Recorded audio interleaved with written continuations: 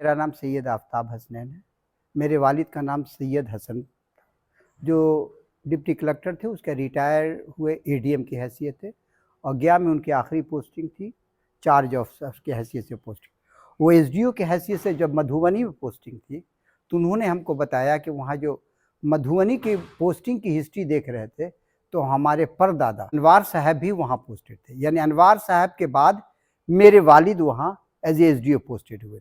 क्योंकि वो border state है, नेपाल का स्टेट है, तो वहाँ एक एडमिनिस्ट्रेटिव ऑफिस की कोई दूसरी हैसियत होती है, बॉर्डर स्टेट। उस ज़माने में कोई कंट्रोवर्शियल बातें होती नहीं थी।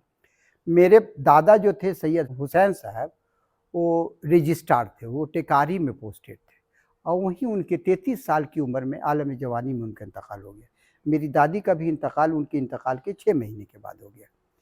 तो हम लोगों के बुज़ुर्गों की यानी वालिदैन की परवरिश काज़ी सैयद उज़ैर साहब ने की, जो उनके चचा भी थे और इस घर के वो बड़े भी थे। मेरे वालिद सेंट कोलंबस में पढ़ा उन्होंने, उसके बाद एमए किया पर्शियन में, पटना यूनिवर्सिटी से पर्शियन में फर्स्ट क्लास से एमए किया, उसके डिप्टी कलेक्टर की नौकरी हुई। परदादा जो थे उनका नाम अनवार था, वो भी डिप्टी कलेक्टर थे, वो भी खान बहादुर थे और वो सदर आला कहलाते थे। जिस ज़माने में रामगढ़ भी इसी शेरघाटी के अंदर में आता था, उनको काजी का टाइटल था। यकीन काजी का टाइटल मिला होगा शेरशाह के वक्त में या उससे थोड़ा पहले कह लीजिए।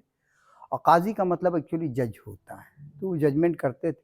वो रिटायरमेंट के बाद फिर उन्हें रीइंस्टेट किया गया।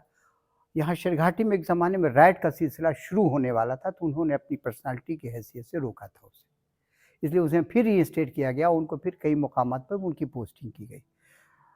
मेरे परदादा बड़े बुजुर्ग हैसियत आदमी थे, सीधी सादी ज़िंदगी गुजारते थे और वो गरीब परवर बहुत थे। मशहूर ये था कि वो सुबह उठते थे और उनके जो गुमाश्ता थे उनके साथ शेरघाटी घूमते थे। जिस घर में अगर कोई परेशानी है तो उसके हल करने की वो कोशिश करते थे। उनका एक अपना मुकाम था। उनको भी खान बहादुर का टाइटल मिला और उनके अब वालिद नूरुल हसन साहब को भी खान बहादुर का टाइटल मिला, वो भी काजी थे। ये मकान की हिस्ट्री तो पूरी हम आपको नहीं बता, लेकिन कम से कम 200 बरस की तो ज़रूर हिस्ट्री होगी। पहले ये मकान छप्पर का हुआ करता था, ये हम लोगों ने सुना है। जो कहा जाता है माउथ टू माउथ को बात आती है। बंगला बाग एक हम लोग का यहाँ पर था, जो नदी के किनारे है, वो अंग्रेज़ों का एक बंगला हुआ था, इसीलिए उस बाग का नाम बंगला बाग था। वो बेच के अंग्रेज़ जा रहे थे तो सारा सामान उन लोगों ने ख़रीदा और ये जो चीज़ सजावट की चीज़ें और ये दरवाज़ा, ये छत, उस ज़माने में छप्पर क्यों हुआ, सारी तब्दीली उस बंगले की वजह से यहाँ हुई। और मेरे दादा तो रजिस्ट्रार थे, आलम जवानी में इंतकाल। उज़ैर दादा जो हमारे चचेरे दादा थे, वो डिप्टी कलेक्टर होके एडमिनिस्ट्रेटिव ऑफिस से रिटायर हुए यहाँ, और रिटायर होके उनका भी इंतकाल यही काजी हाउस में हुआ। और वो भी एक मायनाज हस्ती थी, इसमें भी कोई, तो वो भी कार्य खैर करते थे। मेरे वालिद की पहचान एडमिनिस्ट्रेटिव ऑफिस में एज ए ईमानदार अफसर थी। मेरे वालिद को जगन्नाथ मिश्रा से बड़ी क्लोजनेस थी जब वो मधुबनी में एसडीओ थे, चूँकि उनका इलाका था। फिर दरभंगा में उनकी पोस्टिंग भी हुई रीजनल डेवलपमेंट ऑफिसर की। और उस ज़माने में ये बात कही गई थी कि जब ईमानदार ऑफिसरों की लिस्ट बनाई गई तो उसमें मेरे वालिद का भी नाम था। तो इस काजी हाउस की पहचान, इस ओहदे, ये पोस्ट, ये ज़िम्मेदारी से नहीं है, उनकी नेकी, उनका कार्य खैर। आप यकीन कीजिएगा, ज़मींदार का घराना था, न अल्लाह के फज़ल से यहाँ कभी किसी ने शराब पी, न किसी ने ऐश किया और न किसी ने जुल्म किया। आज तक एक केस काजी हाउस में न किसी ने किया है, एक केस नहीं। ये सबसे बड़ी मिसाल ये दरगुजर की है। हमारे चचा ज़ुबैर साहब मरहूम, जो आलम जवानी ही में उनका इंतकाल हो गया, वो पूसा में पोस्टेड थे। पहले रिसर्च ऑफिसर थे, उसके बाद एसोसिएट प्रोफेसर होके रिटायर तो ना हो सके, इंतकाल ही हो गया। और वो भी बड़े कार खैर के आदमी थे। मेरे दादा थे वो सैयद बहाउद्दीन अहमद, वो पब्लिक सर्विस कमीशन के मेंबर भी होकर रिटायर हुए और वो डिस्ट्रिक्ट जज भी हुआ करते थे। और जब जमशेदपुर में राइट हुआ था, रामसुंदर दास उस ज़माने में चीफ मिनिस्टर थे, तो वो कमीशन की इंक्वायरी के चेयरमैन वो बने थे। और वो भी अदबी आदमी थे, उनका रेडियो में बहुत ही प्रोग्राम आता था और उनकी 2 किताबें बहुत मशहूर हुई। एक तो उर्दू में थी, गुलिस्तान हजार रंग, जिसमें उन्होंने मौजू के हिसाब से शेर को सिलेक्ट किया था, जैसे आशिक पर है, मोहब्बत पर है, चिराग पर है, इस तरह का। और उसका फर्स्ट पेज जो पेश लफ्ज़ लिखना था वो मौलाना आज़ाद ने लिखा था।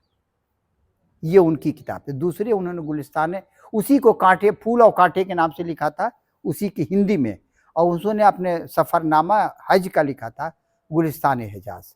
वो भी बड़े जिंदा दिल, हाजिर जवाब, महफिल के आदमी हो। उनका रेडियो में बहुत प्रोग्राम आता हो। आप देखिएगा पुराना रेडियो दूर का प्रोग्राम देखिएगा तो बहुत दिन साहब कलीम के नाम से बहुत ही आता था। वो भी जिंदा दिल आदमी। तो उनके यहाँ भी हम रहे 2 साल। मेरे अपने उफेरे भाई शाजी जमा जो जर्नलिस्ट हैं और काफ़ी मायनाज जर्नलिस्ट रही थे, 5 साल से वो किनारे हो गए थे जर्नलिस्ट से। इससे पहले वो बीबीसी में रहे, उसके बाद स्टार न्यूज़ में रहे, उसके बाद वो एबीपी न्यूज़ हो गया। उन्होंने नरेंद्र मोदी वगैरह का भी इंटरव्यू लिया, आप कभी खोलिएगा तो मिल जाएगा। करीब वो ज़िंदगी भर मीडिया ही में रहे। हालांकि उन्होंने 2 बार आईएएस का इम्तहान दिया, 2 बार क्वालिफाई के, सेंट स्टेफेंसन कॉलेज से पढ़े हों, काफ़ी अच्छी शख्सियत है।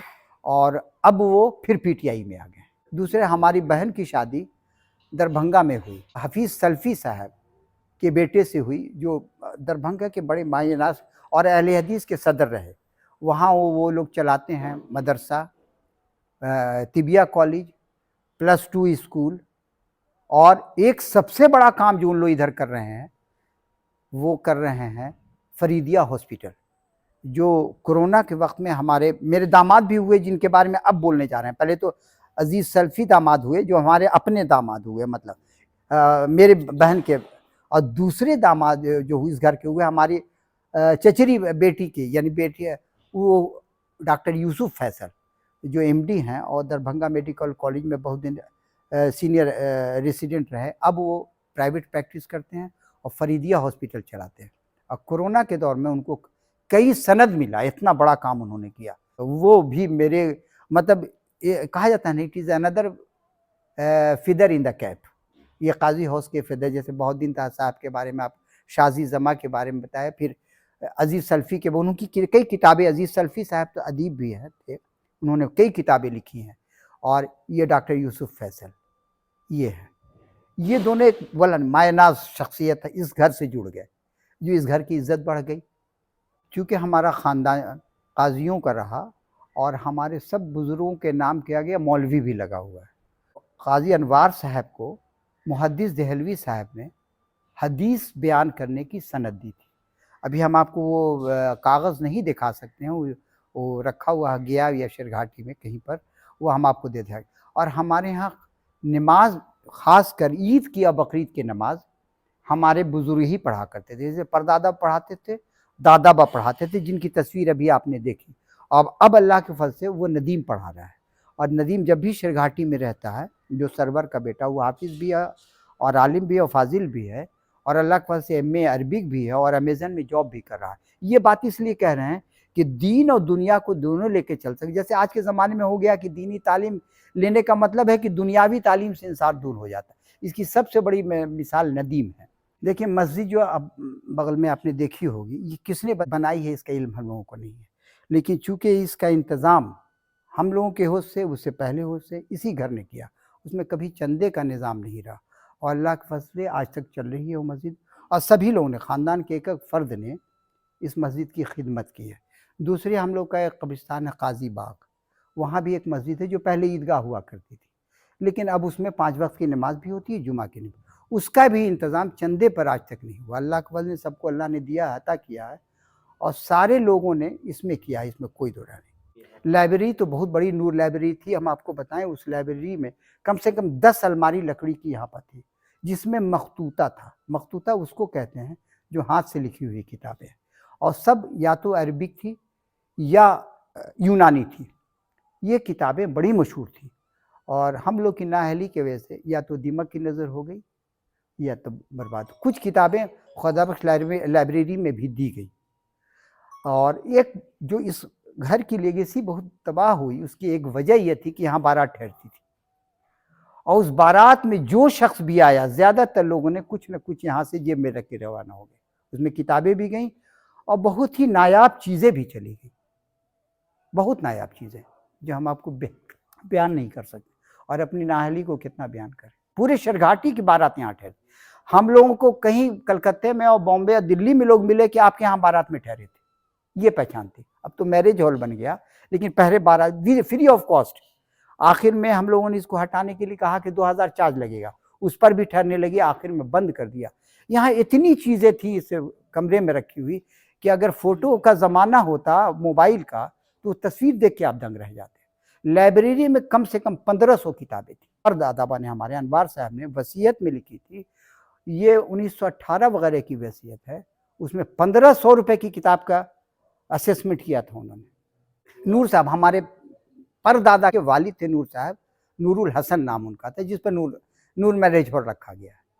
उनकी लाइब्रेरी तो बहुत वसी लाइब्रेरी थी, और उसका लाइब्रेरी की खूबी थी ये कि आप किताब अगर खोलते तो उसमें निशानात पड़े हुए थे। हम लोग की तरह लोग नहीं थे, उन्होंने पढ़ी है इस किताबों को, ये खूबी थी।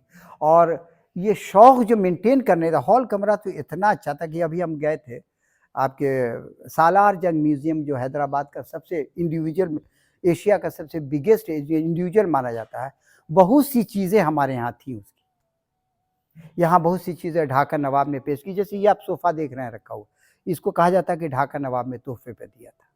इसी तरह बहुत सी चीज़ें थी जो हम लोगों को उतनी यादें भी नहीं, ये सिर्फ माउथ टू माउथ जो चीज़ें आती हैं वो हम आपको बयान कर रहे हैं। इसमें कुछ सदाकत ना भी हो सकती है, कुछ एग्जैगरेशन भी हो सकता है, लेकिन कुछ तो है भाई। अल्लाह की वजह से ज़िम्मेदारी काफ़ी बड़ी रही, दौलतें काफ़ी अल्लाह ने नवाजा था, लेकिन नौकरी का पेशा इन लोगों ने कभी नहीं छोड़ा।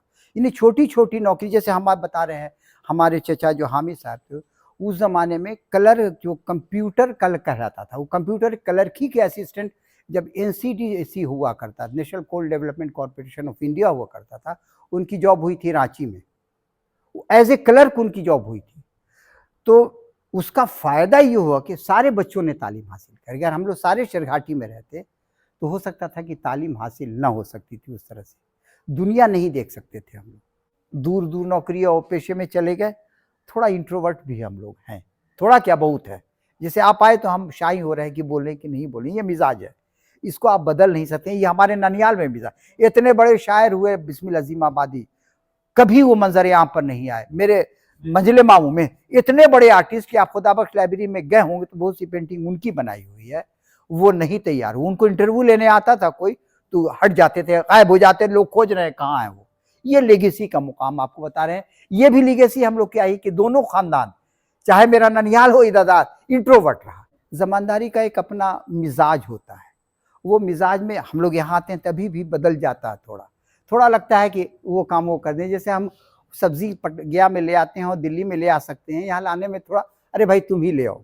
इतने लोग माशाल्लाह लगे रहते हैं आपके। हमारे यहाँ ये भी खूबी रही कि लोग बहुत लगे रहे। इसकी वजह है कि ज़बान के हम लोग नर्म रहे और दिल के सखी रहे। हम लोग अपने बारे में नहीं कह रहे हैं, हम अपने बुजुर्गों के बारे में कह रहे हैं। ये खूबी तो है। एक इकबाल का शेर था ने, कुछ बात तो है कि हस्ती मिटती नहीं हमारी। ये वजह है, कुछ नहीं रहा। अब ज़मीन के ना एतबार से हम लोग डिसमिल पर आ गए हैं, लेकिन अल्लाह ने ये लीगेसी कायम रखी कि अभी भी इज़्ज़त दी है, जो कि हमने कायम नहीं की। इसमें कोई दो राय नहीं। हम उस मुकाम पर पहुंच ही नहीं सकते हैं जहां हमारे परदादा थे, जहां हमारे वालिद थे या हमारे दादा थे, उस मुकाम पर नहीं। वो बात आ ही नहीं सकती इस मिजाज में।